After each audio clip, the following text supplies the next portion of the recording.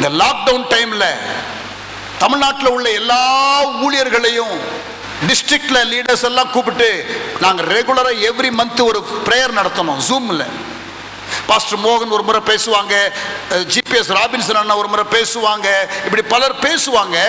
Zoom கால் கிட்டத்தட்ட ஒரு 200-300 ஊழியர்கள் கூடுவோம். அப்படி கூடிக்கொண்டிருக்கும் பொழுது நிறைய ஊழியர்கள் வருவாங்க, நல்லா ஜெபம் பண்ணுவோம்.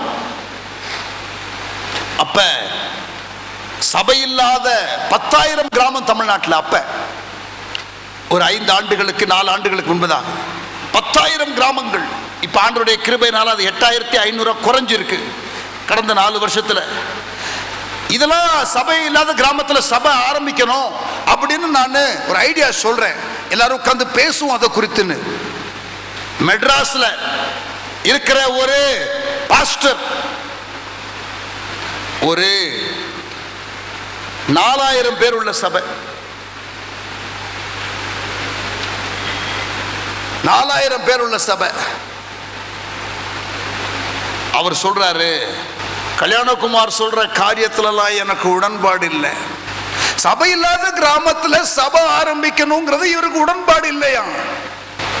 எனக்கெல்லாம் ஒரே ஒரு கொள்கை தான், அது இயேசுவினுடைய கொள்கை. அப்பா, இயேசுனுடைய கொள்கை, ஆனா சபை இல்லாத கிராமத்தில் சபை ஆரம்பிக்க கூடாதா? என்ன கொள்கை அதுன்னு நானும் கேட்க ரொம்ப ஆசையா இருந்தேன். அவர் சொன்னாரு பேதுருவை பார்த்து, நீ ஸ்திரப்படு, அதற்கு பிறகு உன் சகோதரர்களை ஸ்திரப்படுத்து. நம்ம ஸ்திரப்படுறதை தான் முதல்ல பார்க்கணும். 4,000 பேர் சபையில வந்ததுக்கு நீங்க ஸ்திரப்படல, எப்பத்தாயா நீ ஸ்திரப்படுவ அப்படின்னு எனக்கு கேட்கணும் போல கோபம் வந்தது. நான் விரல் அப்படி தூக்கினேன் பேசுறதுக்கு. பாஸ்டர் மோகனுக்கு தெரிஞ்சிருச்சு, இவன் ஏதாவது ஒன்று பேச போறான் எக்கு தப்பா அப்படின்னு. நான் கையை இந்த டிவியில எல்லாம் அந்த டிபேட் பண்ணும்போது அந்த கை தூக்குவாங்க தெரியுமா, அந்த அவங்க டிபேட் பாயிண்ட் சொல்றதுக்கு அந்த ஆங்கர் விட மாட்டார் தெரியுமா. அது போல பாஸ்டர் மோகன் எனக்கு தருணமே கொடுக்கல.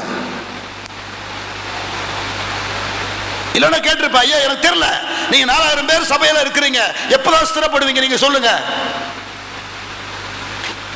எப்பதான் ஸ்திரப்பட போறீங்க? இங்க பாருங்க, எதுக்கு இதெல்லாம் நான் சொல்றேன்.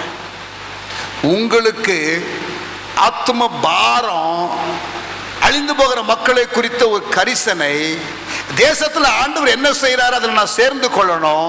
அந்த காரியத்துல எள்ளளவும் எண்ணம் இல்லைன்னா, இந்த மாதிரி மைண்ட் செட் இருந்துச்சுன்னா ரொம்ப கஷ்டம். செத்தாலும் சாகிறேன் எஸ்தர் சொன்னா, செத்தாலும் ரிஸ்க் இருக்கும்.